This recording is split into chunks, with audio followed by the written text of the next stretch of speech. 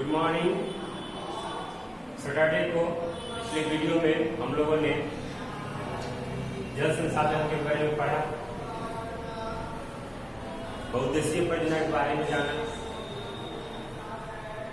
आज उसी का टॉपिक है जल संरक्षण और प्रबंधन की आवश्यकता। बच्चों, हम जानते हैं कि जल कितना आवश्यक है।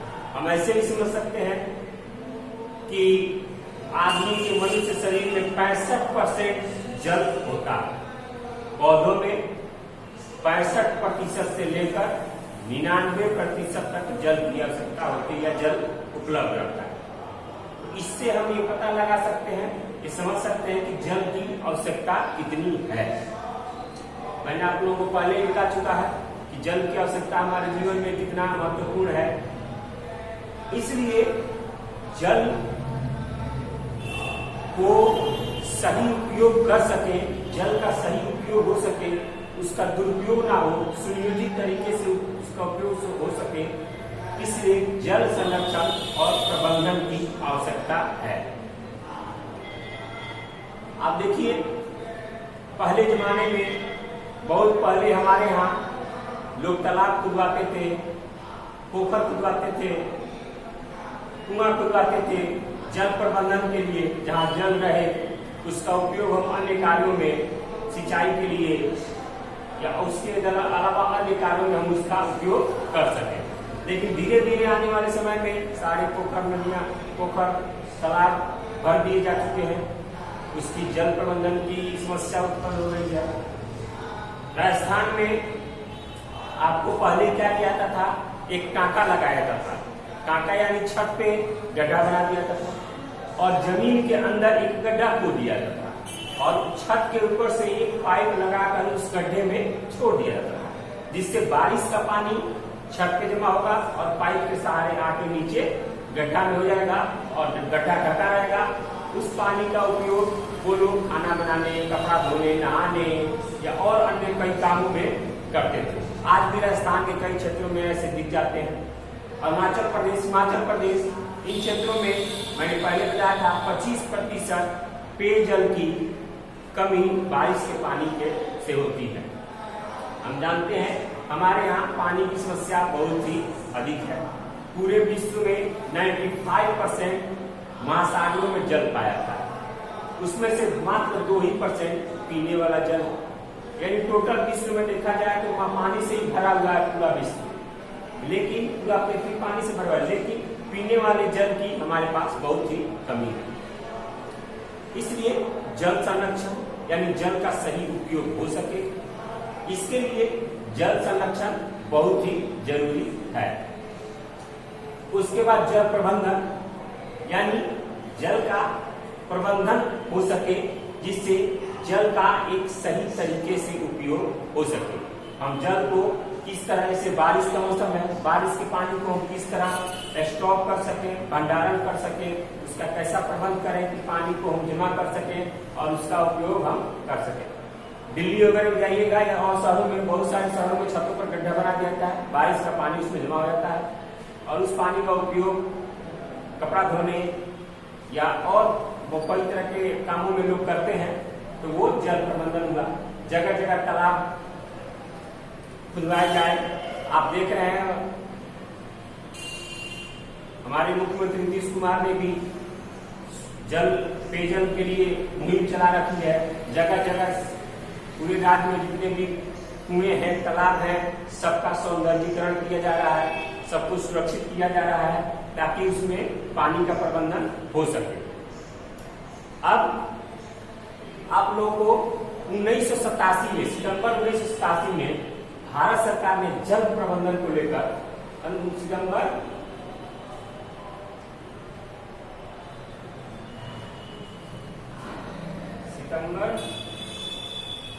1987 में केंद्र सरकार ने राष्ट्रीय जल नीति स्वीकृत की थी। राष्ट्रीय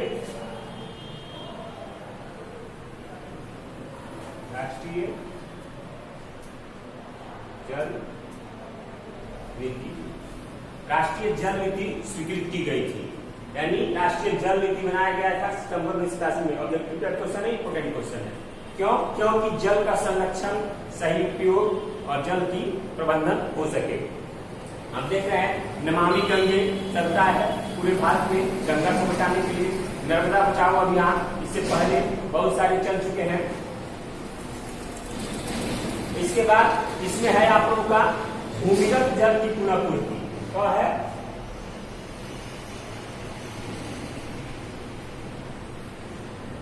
भूमिगत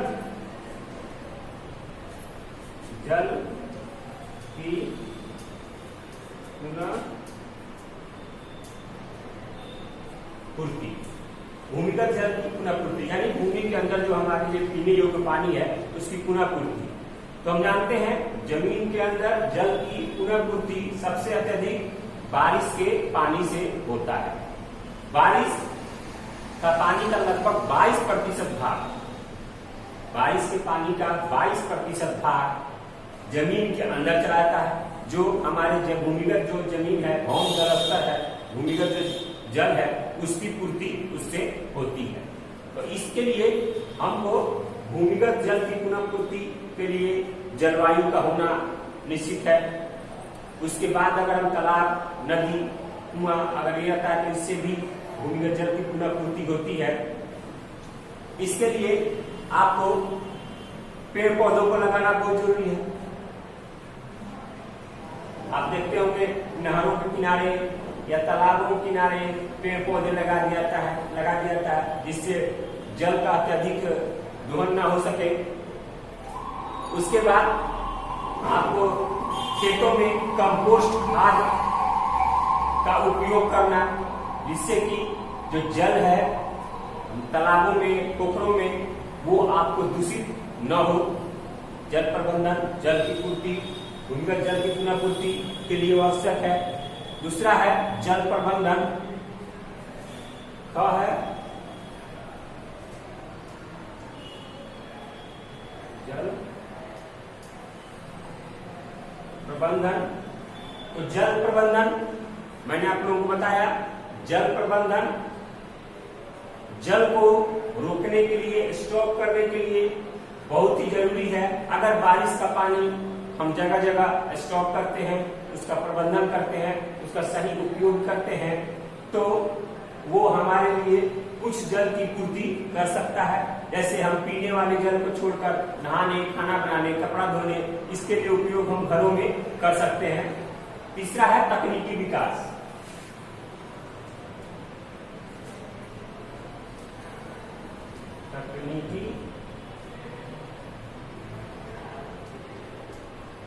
तकनीकी विकास यानी आप देख रहे होंगे आजकल घरों में जगह जगह आरओ लगाया जा रहा है, बड़े बड़े प्लांट आ गए हैं।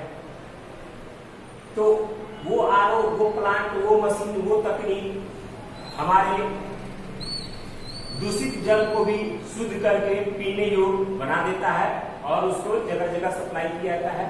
तो उससे पानी पीने की संभावना रहती है या पानी पीने के लिए उपलब्ध रहता है। इसके अलावा ऐसा तकनीक होना चाहिए जिससे हमें पानी कम से कम पानी में हमारा काम हो सके। जैसे सिंचाई के लिए आपको ड्रिप तंत्र का, फुहारों का, आप लोगों ने देखा होगा शहरों में बाग जो होता है, पार्क जो होता है उसमें नल लगा रहता है, उसमें छिद्र रहता है, जगह जगह फुहारा फेंकता रहता है, कम पानी में सब पानी मिल जाता है घासों को। या ड्रिप तंत्र आप लोगों ने देखा होगा पौधों में बागवानी में किया जाता है तो ड्रिप तंत्र से जो फुहारों द्वारा पानी देता है तो उससे कम पानी में हो जाता है सिंचाई। इसलिए हमें ऐसे तकनीक का विकास करना हो जिससे कम से कम जल का उपयोग कर हम अपना काम कर सकें। इसलिए तकनीक का विकास भी बहुत आवश्यक है। अब आ रहा है आपका अगला टॉपिक है वर्षा जल संरक्षण एवं उसका पुनर्चक्रण। वर्षा जल संरक्षण, वर्षा जल संरक्षण और उसका पुनः चक्र। देखिए, वर्षा जल का संरक्षण, मैंने आपको बताया वर्षा जल को संरक्षण करना बहुत ही आवश्यक है। वर्षा जल 22% जल तो आप लोगों को जमीन के अंदर चला जाता है, उसमें से बहुत अत्यधिक जल लगभग 27% 30% जल हमारे गंदे नालों में बहकर नदियों में चला जाता है, जिससे वो दूषित हो जाता है। बहुत सारे जल नदियों में बह जाते हैं, उसके बाद भी बहुत सारे जल जो बचते हैं वो महासागरों में चले जाते हैं। तो वर्षा जल को संग्रहित करना, संरक्षण करना हमारे लिए बहुत आवश्यक है। जैसे अगर हम तालाब पोखर खुदवाते हैं तो वर्षा जल का सबसे अधिक उसमें भंडारण होगा। जब उसमें भंडारण होगा तो वो कहीं बह कर नहीं जाएगा। उस भंडारित जल का उपयोग कपड़ा धोने, सिंचाई के लिए सिंचाई के लिए हम कर सकते हैं। जब उस जल का उपयोग हम सिंचाई के लिए करेंगे तो हमारे भूमिगत जल से जो सिंचाई की जाती है वो उसमें कमी आएगी और उस जल का उपयोग हम पीने के लिए कर सकते हैं। तो वर्षा जल का संरक्षण बहुत ही जरूरी है, संग्रहण। उसके बाद अगर वर्षा जल को हम एकत्रित करते हैं अपने छतों पर, या और भी बहुत सारे ऐसे तकनीकी विकास है जिसके कारण हम वर्षा जल को संग्रहण कर सकते हैं, उसका पुनर्चक्रण कर सकते हैं। यानी अब तालाबों में रहेगा पानी, नदियों में रहेगा पानी, तो वो उसका वाष्पीकृत होकर फिर आसमान जाएंगे, फिर बादल होकर फिर पानी बरसेंगे, तो एक उसका पुनर्चक्रण होता चला जाएगा। अगर वो पानी गंदे नालों में चला जाता है, नालियों द्वारा वो बहाकर चला जाता है नदियों में, तो उससे सिंचाई नहीं हो पाती है। पोखर में चला जाता है, नहरों में चला जाता है, उससे पानी दूषित रहती है, जिससे उसका लाभ हम लोग को नहीं मिलता। तो इसके लिए हमको संग्रहण करना भी, वर्षा जल संरक्षण और वर्षा जल संग्रहण, वर्षा जल संग्रहण और संरक्षण। संरक्षण आपने समझ लिया, अब संग्रहण समझिए। वर्षा जल संरक्षण आपने समझ लिया, अब संग्रहण। संग्रहण मतलब होता है संग्रह करना, एकत्रित करना, एक जगह किसी स्थान पर एकत्रित करना, उसको हम संग्रहण करते हैं। और पुनर्चक्रण यानी एक बार आ गया, फिर किसी कारण जलवायु के कारण फिर वो आ गया वहां पे, फिर आ गया, ये चक्र होता है। ऐसे चक्र चलता रहिए। तो हमें वर्षा जल का संग्रहण करना भी जरूरी है, जिसका उपयोग हम अन्य कामों में कर सकते हैं। आगे आप लोगों का सोन परियोजना है। सोन परियोजना आप जानते हैं, भारत में आजादी के बाद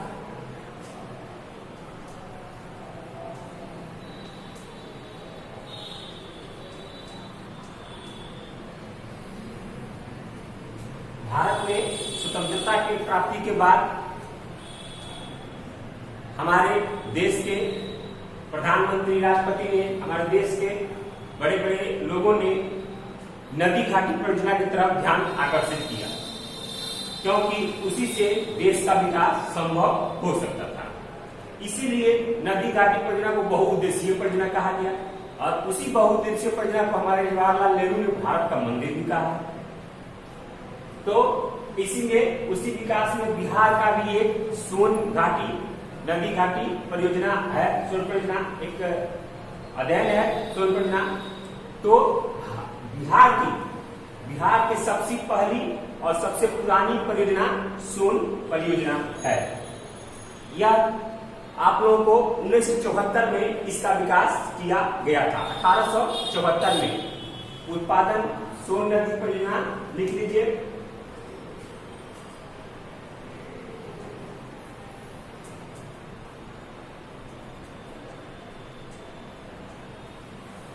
लेकिन इस परियोजना का विकास अंग्रेजों के द्वारा किया गया था। क्यों? क्योंकि वो बिहार में कृषि के लिए बहुत सारी जमीन देते रहे थे, और इसी कारण सोन घाटी पर ये परियोजना, नदी घाटी परियोजना, डैम बनाकर, बांध बनाकर परियोजना का विकास किया गया था। इस परियोजना का विकास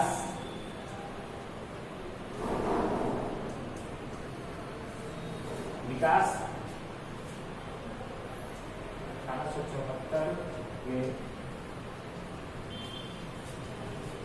किया गया था। यह बिहार की सबसे पहली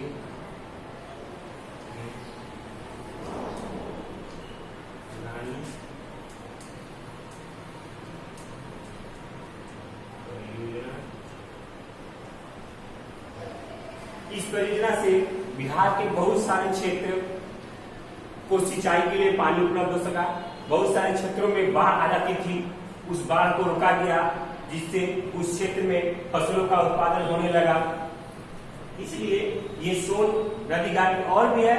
हमारे भारत में गंडक परियोजना है, कोसी परियोजना है, लेकिन उसमें सोन परियोजना वो सबसे पहली और सबसे पुरानी परियोजना है, जो अंग्रेजों के द्वारा विकास किया गया था।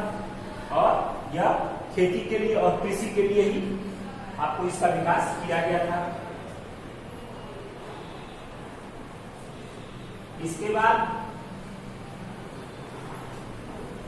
इसके बाद आप लोगों का अब उसका क्वेश्चन आंसर है। इसमें एक टॉपिक और है, जल संकट। जल संकट, जल संकट किसे कहते हैं? जब पीने के लिए जल उपलब्ध ना हो तो उसे हम जल संकट कहते हैं। जैसे मान लीजिए प्रत्येक व्यक्ति को प्रत्येक दिन 1000 घन मीटर जल की आवश्यकता होती है। प्रत्येक दिन प्रत्येक व्यक्ति को 1000 घन मीटर जल की आवश्यकता होती है। लिख लीजिए, प्रत्येक व्यक्ति को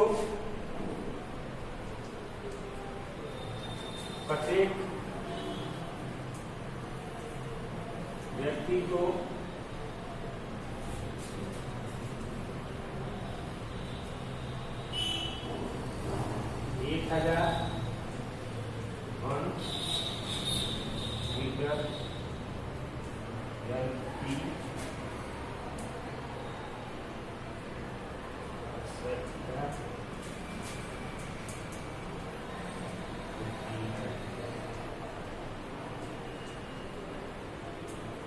लेकिन जब इसके हम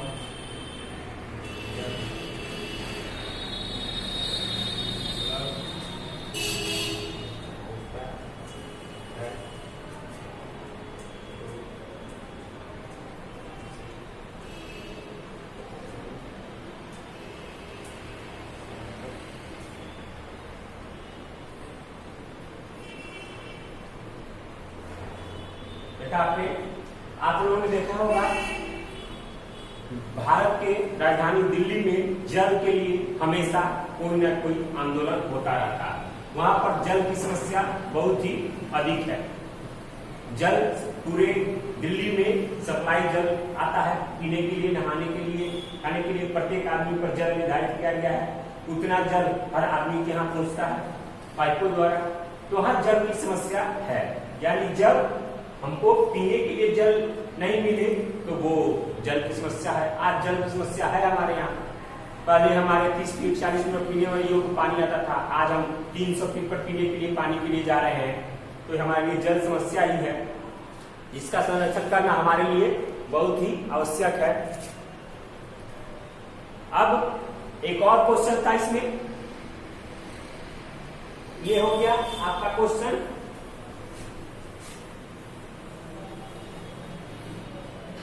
अब आते हैं आप लोगों को ऑब्जेक्टिव टाइप क्वेश्चन। किताब लेके बैठिएगा।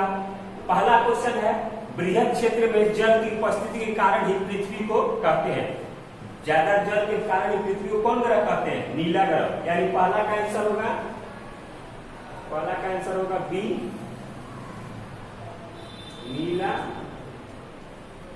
ग्रह। दूसरा क्वेश्चन है, कुल जल का कितना प्रतिशत भाग महासागरों में निहित है? यानी कुल जल का कितना प्रतिशत भाग महासागरों में? आपको बताया था लगभग 95% जल का भाग महासागरों में है। तो इसका होगा ख, 95.5%।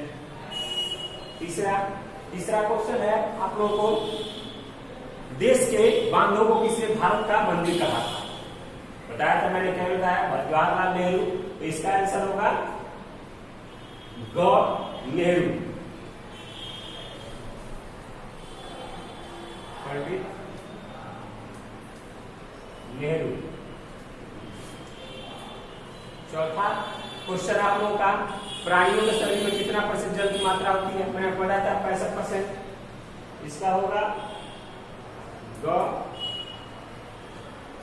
65%। पांचवा क्वेश्चन है, बिहार में अति जल दोहन से किस तत्वों का संकेंद्रण बढ़ा? यानी अति जल का उपयोग करने से, अति खाद का उपयोग करने से, ज्यादातर जहरीली दवाओं, कीटनाशक दवाओं का प्रयोग करने से हमें आर्सेनिक का संकेंद्रण, यानी पानी में आर्सेनिक की मात्रा बढ़ गई है। यानी इसका आंसर होगा ग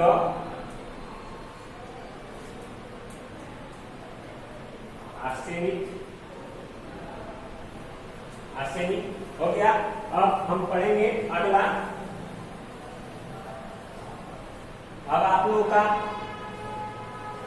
लघुत्तरीय क्वेश्चन है, बहुउद्देशीय परियोजना का समझते हैं। मैंने आप लोगों को लिखवा चुके हैं, हम आप लोगों को पढ़ा चुके हैं कि वैसी परियोजना जिससे कई सारे उद्देश्यों की प्राप्ति हो, उसे बहुउद्देशीय परियोजना कहते हैं। दूसरा है जल संरक्षण, जल संसाधन के क्या उपयोग है? ये आप लिख सकते हैं, जल संसाधन का उपयोग क्या है? हर चीज में जल संसाधन का उपयोग है, पीने के लिए, खाने के लिए, नहाने के लिए, धोने के लिए, कंपनियों में मशीनों को ठंडा करने के लिए, किसी औद्योगिक निर्माण के लिए, ये सारे जल के उपयोगी हैं। तीसरा है अंतर्राज्यीय जल विवाद के क्या कारण है? अंतर्राज्यीय जल विवाद क्वेश्चन है तीसरा, अंतर्राज्यीय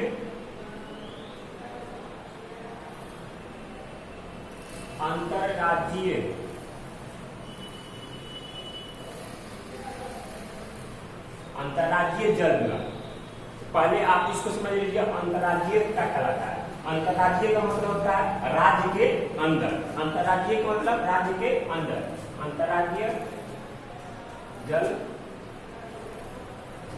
विवाद यानी अंतर्राज्यीय जल विवाद राज्य के अंदर, जब दो राज्य के अंदर जल का कोई विवाद होता है तो उसे अंतर्राज्यीय जल विवाद कहते हैं। कहने का मतलब यह है कि नदी जो है वो तो किसी राज्य को देखकर नहीं बहती, वो तो हर राज्य से होकर बहती है।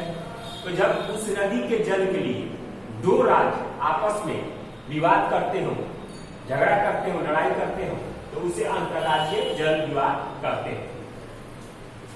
लिखिए, जब दो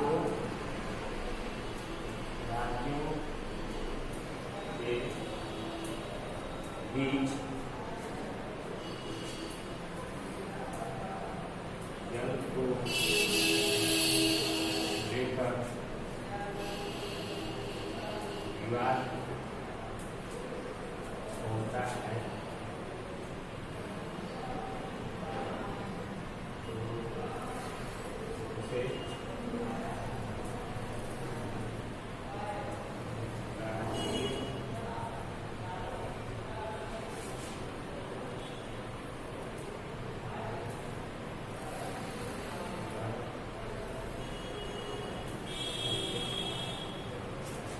जैसे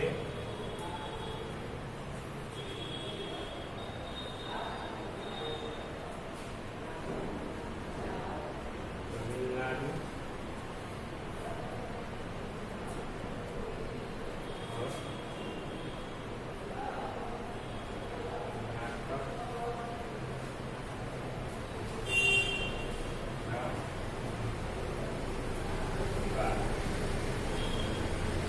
समझिए आप लोग, अंतर्राज्यीय जल विवाद दो राज्यों के बीच जल को लेकर कोई विवाद होता है, अंतर्राज्यीय जल विवाद करते हैं। अपने भारत में तमिलनाडु और कर्नाटक दो राज्यों के बीच हमेशा जल को लेकर विवाद चलता रहता है, इसीलिए हम इसे अंतर्राज्यीय जल विवाद कहते हैं। अगला क्वेश्चन है आप लोगों को, जल संकट क्या है? तो जल संकट मैंने आप लोगों को बता दिया। 5वां क्वेश्चन है, भारत की नदियों के प्रदूषण के कारण को लिखिए। भारत की नदियों के प्रदूषण के कारण को लिखिए। ये आप लोग लिख सकती हैं, नदियों के प्रदूषण के कारण खेतों में कीटनाशकों का ज्यादा उपयोग, वो सब जाके कंपनियों से निकला हुआ जितना भी गंदा पानी है वो सारे नदियों में जाकर फैलता है। घरों से निकले हुए आपको गंदे तेल या जो भी गंदा पानी है वो सारा जाकर नदियों में बहाया जाता है, जिससे नदियों का जल प्रदूषित होता जा रहा है। आप लोगों को शवों को, लाशों को, मरे हुए जानवरों को सबको ले आकर नदियों में फेंक दिया जाता है, जिससे वहां पर जल की नदियों का जल प्रदूषित होता चला गया। इस तरह आप लोग लिख सकते हैं। दीर्घ क्वेश्चन में जल संरक्षण से आप क्या समझते हैं? जल संरक्षण के बारे में मैंने आपको बताया, आप इस वीडियो को सुनकर लिख सकते हैं। वर्षा जल की मानव जीवन में क्या भूमिका है, इसका संरक्षण और पुनर्चक्रण कैसे किया जाता है? तो वर्षा जल की क्या अहमियत है आप लोग देख सकते हैं। जिस वर्ष बारिश नहीं होता है किसानों की स्थिति क्या होती है, यानी सूखा ग्रस्त क्षेत्र हो जाता है, सारी फसलें सूख जाते हैं, किसानों की स्थिति हालत खराब हो जाती है। तो वर्षा जल का हमारे जीवन में बहुत ही महत्वपूर्ण है। वर्षा जल के कारण ही हमारी भूमि के अंदर का जल उच्च स्तर तक पहुंचता है, जो जिससे पीने के लिए हमको जल उपलब्ध होता है। तो वर्षा जल और उसका पुनर्चक्रण हमारे लिए बहुत आवश्यक है। इस तरह ये आप लोगों का चैप्टर समाप्त हो गया। अब अगले वीडियो में मैं आपको इसका संसाधन का, प्राकृतिक संसाधन का ग पार्ट, वन एवं वन्य प्राणी शासन, यानी जंगल और जंगल के प्राणियों के संसाधन, वन और वन्य प्राणी संसाधन पढ़ाऊंगा। ये चैप्टर आप लोग अपने घर से पढ़ के आइएगा और इससे आप लोगों को समझने में आसानी